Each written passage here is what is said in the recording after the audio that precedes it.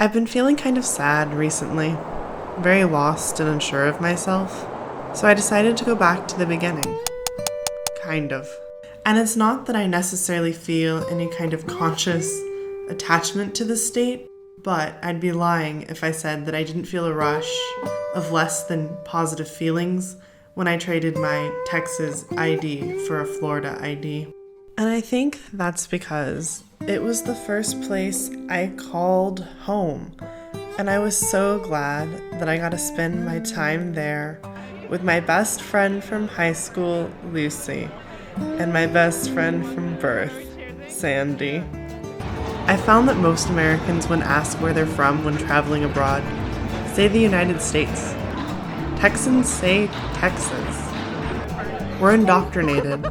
In every water park I've ever visited in the state, over half the men have proudly branded themselves as Texan, with the state's outline forever on their body for all to see.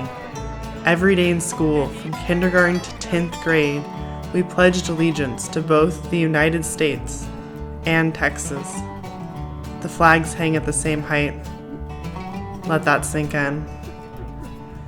And this isn't to say I don't recognize how problematic and toxic the state can be. I do.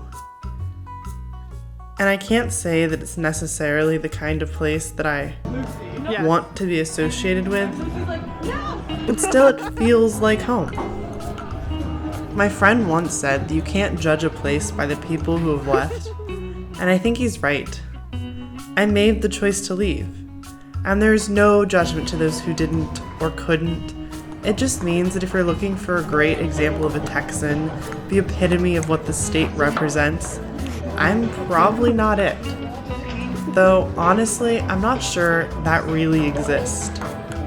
There is no one Texan. But I do want to distance myself from the loudest voices shouting hate in the streets. And as I've spent more time outside of Texas and traveled further from my hometown, as my world has grown larger, I've grown less forgiving and more understanding.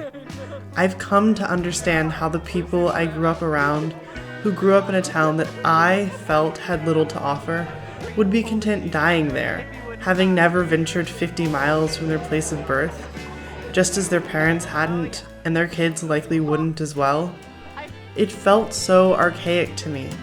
I could never understand how the world, with infinite people and places, could not interest them at all. But the world is uncomfortable, and home is safe, and home is easy. It's positive reinforcement.